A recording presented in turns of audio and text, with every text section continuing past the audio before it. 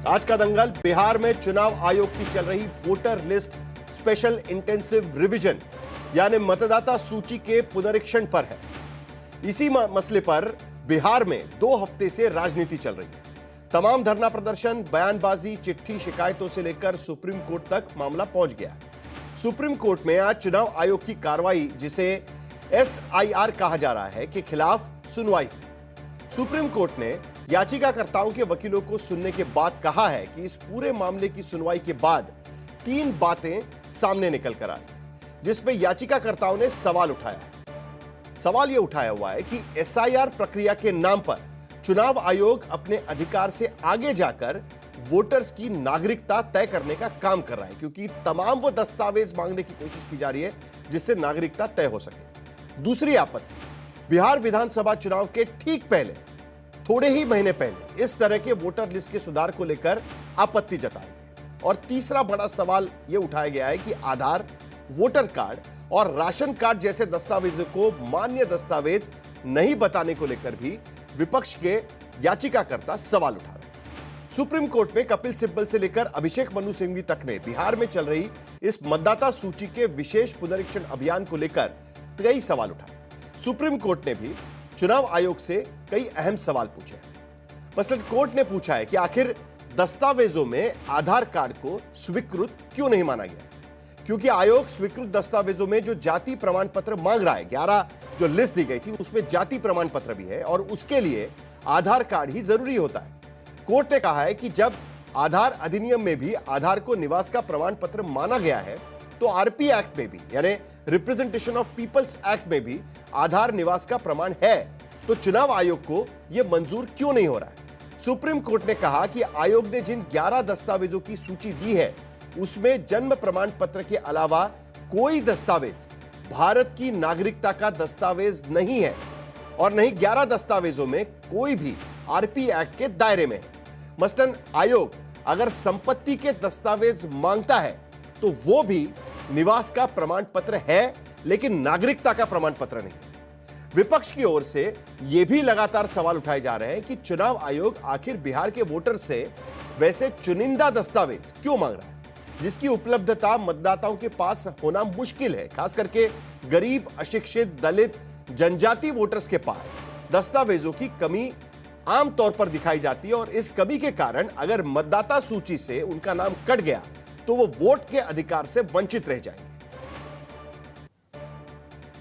मतदाता सूची में जिस तरह के रिवीजन की बात इलेक्शन कमीशन कर रहा है, वो सीधे तौर पर सत्तारूढ़ दलों को मदद होगी उससे।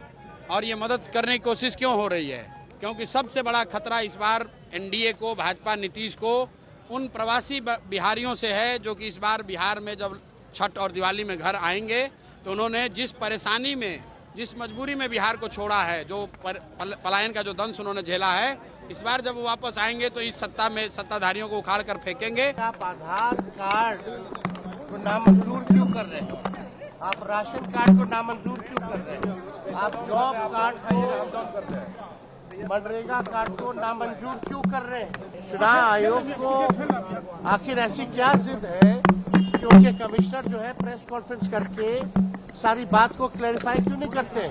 क्यों कंफ्यूजन पैदा कर रखा? किस बात का ईगो है चुनाव आयोग को? ये तो लग रहा है कि बीजेपी के जो पार्टी का सेल है उस हिसाब से चुनाव आयोग जो है काम कर रहा है। ये बीजेपी के नॉमिनेटेड इलेक्शन कमिश्नर हैं।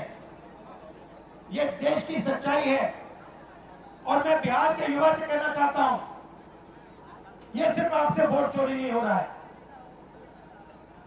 ये आपका भविष्य चोरी हो रहा है। आपसे आपका जो आपका हक जो बनता है, जो रोजगार है, आपका धन है, ये सब आपसे चोरी किया जाएगा।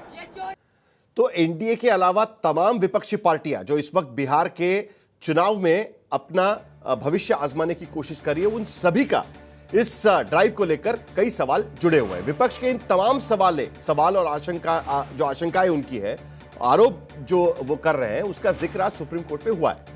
सुप्रीम कोर्ट में चुनाव आयोग ने भी अदालत में अपनी बात रखी है और मतदाता सूची में सुधार को संवैधानिक संस्थान को मिले कानूनी अधिकार का भी जिक्र किया। उनका कहना है कि हमारा कानूनी अधिकार है, संवैधानिक अधिकार है। चुनाव आयोग ने कहा है कि वो किसी की भी नागरिकता तय नहीं कर रहा है, लेकिन भारत में मतदान का अधिकार तो भारत के नागरिक को ही मिलता है। आयोग ने सुप्रीम कोर्ट के सामने जो तथ्य रखे उसमें कहा कि याचिकाकर्ताओं ही मानते हैं कि 2003 की सूची में, मतलब जो चुनाव आयोग कह रहा है उनका यह कहना है कि याचिकाकर्ता खुद भी मानते हैं कि 2003 की सूची में 4.96% करोड़ मतदाता 2003 की सूची में थे। यह भी दावा किया गया है कि 20 साल में 1.1 करोड़ वोटर्स की मृत्यु हो चुकी है और करीब 70 लाख का पलायन हुआ है। तो बिहार में 3 करोड़ 80 लाख वोटर ऐसे हैं जिन्हें सिर्फ फॉर्म भरना है। इसके लिए 1 लाख बीएलओ, 1.5 लाख राजनीतिक दलों के बीएलए घर घर जाकर, बीएलए यानी बूथ लेवल एजेंट जो पॉलिटिकल पार्टीज अपॉइंट करती है, वो घर घर जा रहे हैं और एक बीएलए रोज 50 फॉर्म भर रहा है। पुनरीक्षण का 60% काम करीब करीब पूरा हो चुका है और कुल 3 श्रेणी के फॉर्म है। पहली श्रेणी उनकी है जो 2003 से पहले के वोटर है, उन्हें केवल फॉर्म भरना है। दूसरी कैटेगरी उनकी है कि जिन्हें प्रमाण देना है कि 2003 की सूची में उनके माता पिता का नाम है। और तीसरी कैटेगरी उनकी है कि जिन्हें फॉर्म के साथ में दस्तावेज भी देने हैं। चुनाव आयोग ने यह भी कहा कि पूरा डेटा अपलोड होने के बाद ड्राफ्ट सूची प्रकाशित की जाएगी, यानी 1 अगस्त के करीब ड्राफ्ट सूची प्रकाशित की जाएगी और जिन लोगों के नाम उसमें नहीं होंगे उनकी सुनवाई का पर्याप्त समय भी दिया जाएगा, यानी 1 महीने का करीब करीब समय भी उसके लिए दिया जाएगा, जिसके बाद ही मतदाता सूची बनाई जाएगी। तमाम दलीलों और तर्कों को सुनने के बाद सुप्रीम कोर्ट का यह कहना है कि पहला जो उन्होंने इस पूरी सुनवाई के बाद कहा है वो पहला उन्होंने कहा है कि संवैधानिक संस्था जो इलेक्शन कमीशन है उसके कामकाज से रोकने की फिलहाल कोई वजह नहीं लग रही है, यानी कोई स्टे देने की जरूरत नहीं लग रही है। लिहाजा बिहार में चुनाव आयोग की एसआईआर प्रक्रिया इसी तरीके से चलती रहेगी। दूसरा, सुप्रीम कोर्ट ने कहा है कि वोटर्स को दस्तावेज के रूप में आधार कार्ड, वोटर कार्ड और राशन कार्ड भी देने की इजाजत होनी चाहिए, लेकिन इसका फैसला भी चुनाव आयोग को ही करना है। वो खुद ही इसका फैसला करे क्योंकि वो भी एक संवैधानिक संस्था है। तीसरा जो सुप्रीम कोर्ट का कहना है वो ये है कि चुनाव आयोग हलफनामा दायर करे और इस पर अगली सुनवाई 28 जुलाई को होगी, यानी 25 जुलाई को जब एसआईआर की प्रोसेस पूरी हो जाएगी उसके बाद 28 जुलाई को इस मामले में सुनवाई होने जा रही है। तो कुल मिलाकर कई सवाल सुप्रीम कोर्ट ने उठाए, उसके बाद याचिकाकर्ताओं ने अपनी भूमिका रखी, लेकिन चुनाव आयोग का बार बार यह कहना था कि हम करके दिखाएंगे, हमें वक्त दें। लेकिन क्या सचमुच में चुनाव आयोग यह कर पाएगा? जिस तरीके से आरोप लगाया जा रहा है उस पर बिहार की जनता क्या सोचती है, क्योंकि बिहार में भी इसको लेकर काफी चर्चा है। इस पूरे मामले को लेकर हम चर्चा करेंगे। हमने लोगों से सवाल पूछा है कि आप इसके बारे में क्या सोचते हैं। तो ये सी वोटर से के जरिए पूछे गए सवालों के आंकड़े हम आपके सामने रखना चाहते हैं। बिहार में वोटर लिस्ट को लेकर चुनाव आयोग के स्पेशल इंटेंसिव रिवीजन पर यह सर्वे किया गया है। इस सर्वे में 1780 लोगों को टेलीफोनिक माध्यम से सवाल पूछे गए और बिहार के सभी जिलों के वयस्क नागरिक इसमें शामिल है और नतीजों में ±5% तक का मार्जिन एरर हो सकता है। तो पहला सवाल हमने क्या पूछा था, खास करके एसआईआर की प्रक्रिया को लेकर कि क्या बिहार में चुनाव आयोग के वोटर लिस्ट एसआईआर प्रक्रिया के बारे में क्या आपको जानकारी है।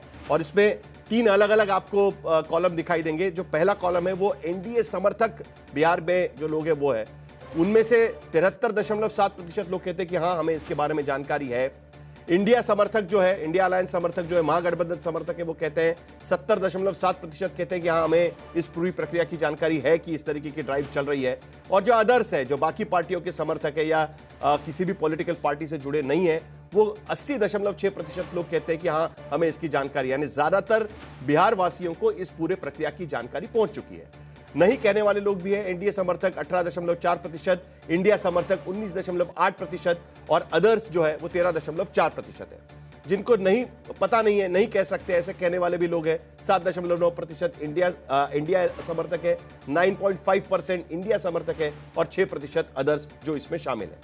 दूसरा सवाल पूछा गया कि पता है क्या कि 25 जुलाई तक अगर आप दस्तावेज नहीं देंगे तो वोटर लिस्ट में जो ड्राफ्ट वोटर लिस्ट होगी उसमें से आपका नाम कट सकता है, क्योंकि जो आदेश चुनाव आयोग की तरफ से निकाले गए थे उसमें इसका जिक्र किया गया था। तो उसमें जो एनडीए समर्थक है वो 54.3% लोग कहते हैं कि हां हमें इस बात की जानकारी है। 51.7% इंडिया अलायंस के समर्थक कहते हैं कि हां हमें इसकी जानकारी, और जो अदर्स है 53.2% लोग कहते हैं कि हां हमें इसकी जानकारी है। नहीं जानकारी रखने वाले एनडीए के 28.8, 31.4 इंडिया अलायंस के और 23.9% अदर्स के लोग यहां पर कहते हैं। नहीं कहने वाले लोग भी 16.9% इंडिया समर्थक और 18.9% अदर्स के हैं। यानी ज्यादातर बिहारियों को पता है कि अगर दस्तावेज नहीं देंगे तो शायद ड्राफ्ट जो लिस्ट आएगी उसमें से नाम कट सकता है। तीसरा सवाल हमने पूछा है कि क्या लगता है आपको कि चुनाव आयोग एसआईआर प्रक्रिया से वोटर लिस्ट अपडेट करने में जल्दबाजी कर रही है? सबसे बड़ा सवाल यही है, क्योंकि आरोप यही लगा जा रहा है कि जल्दबाजी में यह सारा लिस्ट अपडेट का काम चल रहा है। तो देखिए, बड़ा इंटरेस्टिंग है, एनडीए समर्थक भी 43% लोग ये कहते हैं कि हां थोड़ी जल्दबाजी हो रही है। इंडिया अलायंस के 74.4% लोग कहते हैं कि बहुत बड़ी जल्दबाजी हो रही है। और जो अदर्स है, जो किसी भी पॉलिटिकल पार्टी के या छोटी अदर पार्टी के समर्थक है, वो भी 73.6% लोग कहते हैं कि हां इलेक्शन कमीशन जल्दबाजी कर रहा है। नहीं कहने वालों में एनडीए समर्थक 42% लोग, यानी ज्यादा एनडीए समर्थक लोग मानते हैं कि जल्दबाजी इलेक्शन कमीशन कर रहा है।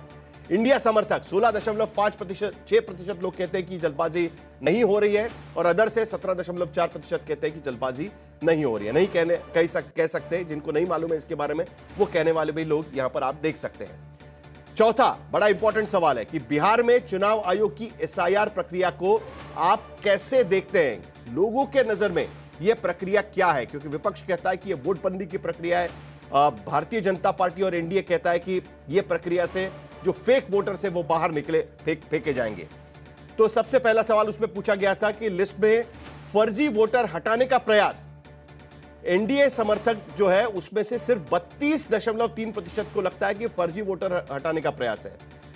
करीब 30% इंडिया समर्थक लोगों को लगता है कि यह फर्जी वोटर हटाने का प्रयास है और अदर्स में यह प्रमाण 28.2% है। ज्यादा वोटर जोड़कर मतदान बढ़ाने का प्रयास, जो आरोप महाराष्ट्र में किया गया था, 25.8% इंडिया के समर्थक कहते हैं कि हां यह वोटर्स बढ़ाने का प्रयास है। 20.2% इंडिया अलायंस के लोग कहते हैं कि हां यह वोटर्स बढ़ाने का प्रयास है और अदर्स 12.9% है। और रूटीन अपडेट करने वाली यह प्रक्रिया 2003 में भी हुई थी, यह मानने वाले लोग बहुत ही कम है। 13.2% इंडिया अलायंस के और एनडीए के और 5.5% इंडिया अलायंस के, यानी कोई ना कोई इलेक्शन कमीशन का मंसूबा इसके पीछे, ये मानने वाले लोग ज्यादा है।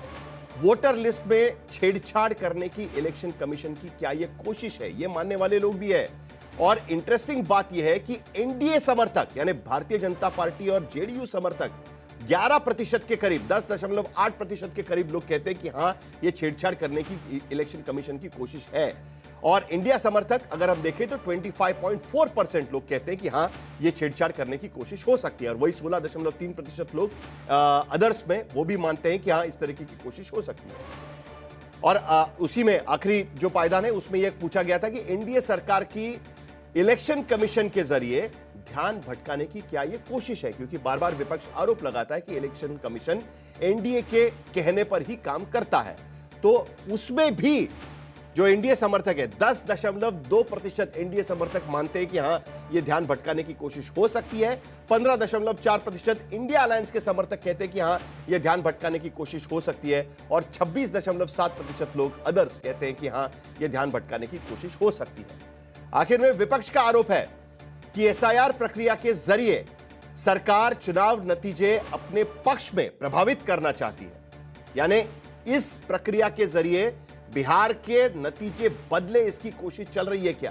तो यह बड़ा इंटरेस्टिंग है कि 29.6% एनडीए समर्थक यह मानते हैं कि एसआईआर के जरिए सरकार अपने पक्ष में चुनाव के नतीजे प्रभावित करना चाहती है। एनडीए समर्थक 29.6% लोग मानते हैं कि हां यह करने की कोशिश है और 60.4% इंडिया अलायंस के लोग, ज्यादातर विपक्ष के लोग मानते हैं कि हां यह चुनाव के नतीजे बदलने की कोशिश हो रही है। और 47% लोग जो अदर्स हैं वो भी ये मानते हैं। कुछ हद तक मानने वाले, सहमत मानने वाले भी एनडीए में 13.6% है, इंडिया में 11.2% और अदर्स पे 10.4%। और बिल्कुल असहमत है हम, ये मानने वाले भी एनडीए में 48.4% सबसे ज्यादा उसमें दिखाई दे रहे हैं। और 21.9% इंडिया अलायंस में भी लोग मानते हैं कि नहीं, इस प्रक्रिया से चुनाव के नतीजे नहीं बदलेंगे। और 29.7% अदर्स में ये लोग दिखाई देते हैं। और आखिर में ओवैसी का कहना है कि एसआईआर प्रक्रिया के बहाने सरकार पिछले दरवाजे से एनआरसी लागू करना चाहती है। जो लगातार एआईएमआईएम के अध्यक्ष ये आरोप लगाने की कोशिश कर रहे हैं कि नागरिकता का प्रमाण मांगते हुए एनआरसी लागू करने की ये कोशिश चल रही है। तो एनडीए के समर्थक 19.9%, करीब 20% एनडीए के समर्थक कह रहे हैं कि हां ये एनआरसी लागू करने की कोशिश है, यानी ओवैसी का समर्थन करने वाले भी एनडीए में लोग हमको दिखाई दे रहे हैं। 53.7% इंडिया अलायंस के यानी महागठबंधन के लोग भी ये मानते हैं और 31.3% अदर्स भी ये बात मानते हैं। कुछ हद तक सहमति दर्शाने वाले भी करीब 12.8% लोग एनडीए में है और 12.6% लोग इंडिया अलायंस में भी इसमें दिखाई देते हैं।